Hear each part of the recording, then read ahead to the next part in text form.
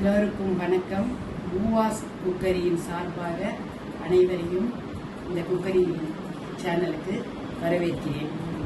இன்று நான் ஒரு மிகவும் சுலபமாக எல்லாரும் செய்யக்கூடிய ஒரு பாதாம் அல்வா வீட்டில் இருக்க பொருளை வச்சே செய்யலாம். பாதாம் பருப்பும் இப்போ எல்லார் வீட்லேயுமே இருக்குது, ஒன்றும் பிரச்சனை கிடையாது. நான் இந்த பாதாம் பவுடராக வாங்கினேன். இப்போ பவுடராகவும் கடையில் கிடைக்கிறது, அப்படியும் நீங்கள் வாங்கிக்கலாம். இல்லைன்னா பாதாம் பருப்பை ஊற வச்சு தோலை வெந்நீரில் கொஞ்ச நேரம் ஒரு 10 நிமிஷம் ஊற வச்சுட்டு தோலை எடுத்துட்டு மிக்சியில் பால் விட்டு கொஞ்சம் அரைச்சி எடுத்துக்கோங்க. அவ்வளோதான். இப்போ இதுக்கு வேண்டிய பொருட்கள் பாதாம் பவுடர், சர்க்கரை, பால், நெய் எல்லாமே இந்த கப்பால் 1 கப்பு பாதாம் பவுடர், 1 கப்பு சர்க்கரை, 1 கப்பு பால் எடுத்துருக்கேன். நெய் அரை கப்புலேருந்து 3/4 கப்பு போட்டுட்டா போதும், அதுக்கு மேலே வேண்டாம். இப்போ நம்ம ஆரம்பிக்கலாமா? என்ன பண்ணணும், பாதாம் இதை பாலை விட்டு முதல்ல நல்லா கலந்துக்கணும்.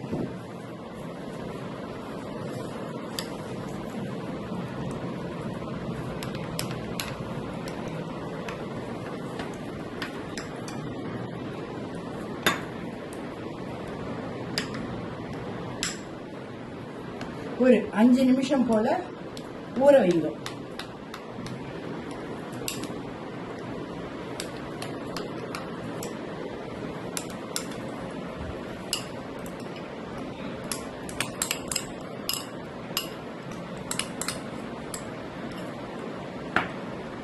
அதுலேயே சர்க்கரையும் போடலாம். நீங்க இப்ப அடுப்பை ஆன் பண்ணிடலாம். ரொம்ப ஹை தீயும் இல்லாமல் ரொம்ப குறைச்சலான தீ இல்லாமல் மீடியமாக வச்சு கரைய விடுவோம்.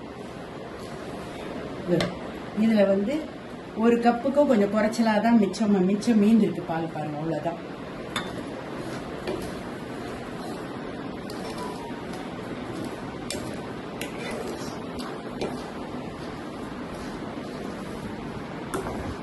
இது ரொம்ப சீக்கிரம் ஆயிடும், உடம்புக்கும் ரொம்ப நல்லது.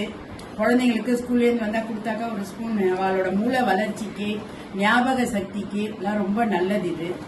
இது பண்ணி வச்சுட்டு அப்பப்போ குழந்தைங்களுக்கு கொடுங்க. புரோட்டீனும் இருக்குது இதில். ஈவன் ஹார்ட் ப்ராப்ளத்துக்கெலாம் கூட டாக்டர்ஸ் ஒரு கைப்பிடி அளவு பாதாம் பருப்பு சாப்பிடலாங்கிறார். ஆனால் நம்ம நெய் விட்டுருக்கோம், அதுதான் இதில் கொஞ்சம் மற்றபடி இது ஓகே. கொஞ்சமாக தான் நெய் விட்டு நான் செய்ய போகிறேன், ரொம்பலாம் விடலை.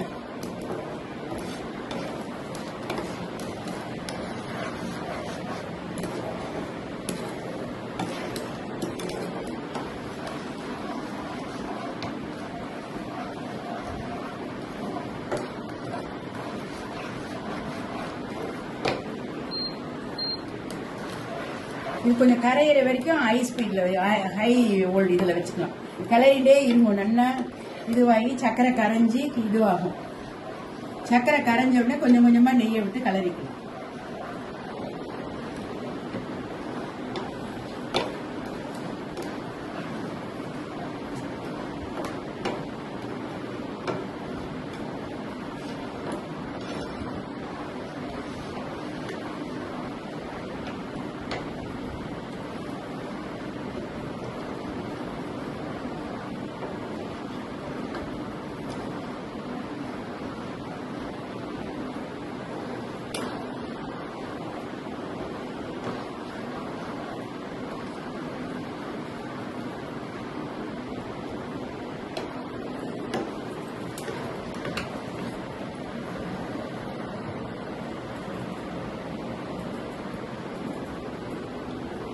கொஞ்சம் கொஞ்சமா நெய் விட்டு கிளறிக்கோங்க.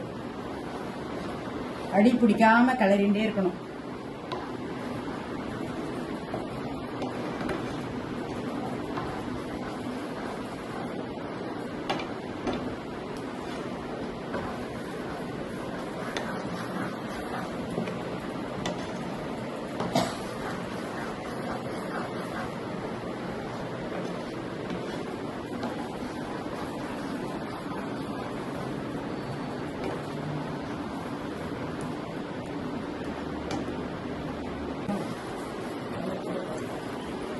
கொஞ்சம் தூரம் கேசரி பவுடர் போட்டுக்கலாம், குங்குமப்பூ போட்டுக்கலாம். என்கிட்ட குங்குமப்பூ கிடையாது, அதனால கொஞ்சமா கேசரி பவுடர், கொஞ்சமா வேணும்னா போட்டுக்கலாம், வேண்டாம்னா விட்டுடலாம். அதை பற்றி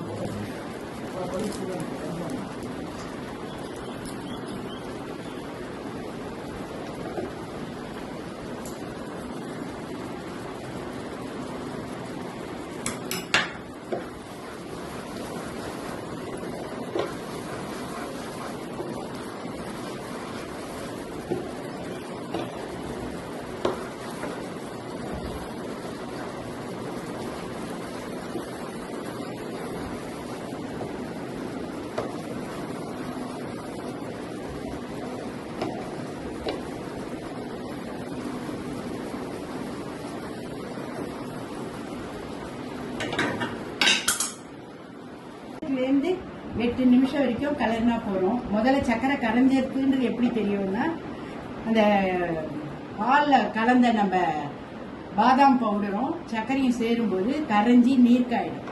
இது ஆயிடுது, நான் ஒரு 80% மேல ஆயிடுது. இது முடிஞ்சிருச்சுன்னு எப்படி கண்டுபிடிக்கிறதுனா, இதை பாருங்க, இதை எடுத்து இப்படி போட்டோம்னா ஒரு கட்டாய் விழணும், அவ்வளவுதான், முடிஞ்சு போச்சு. இப்போ நான் எடுத்து கப்ல வச்சு காமிக்கிறேன் உங்களுக்கு.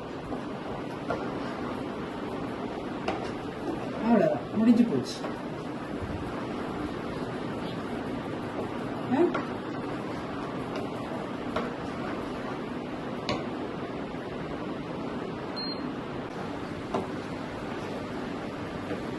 நானே இதுக்கு நெய் வந்து ஆக்சுவலா 3/4 டம்ளர் எடுத்து வச்சிருந்தேன். 1/4 கப்பு தான் செலவாயிருக்கு. 1/4 கப்புக்கும் கொஞ்சம் குறைச்சலாதான் போதும். இந்த நெய்க்கு மேல நமக்கு வேண்டாம்னு நினைக்கிறேன். இப்ப இந்த காலத்துல நெய் ரொம்ப யாரும் சாப்பிட மாட்டேங்கிறா, அதனால இது முடிஞ்சு. இப்போ பாதாம் அல்வா ரெடி. இதை எடுத்து ஒரு ஸ்டெயின்லெஸ் ஸ்டீல் பாக்ஸ்ல போட்டு மூடி வச்சிட்டீங்கன்னா எப்ப வேணுமோ அப்ப எடுத்து சாப்பிட்டுக்கலாம், ஆறின உடன்.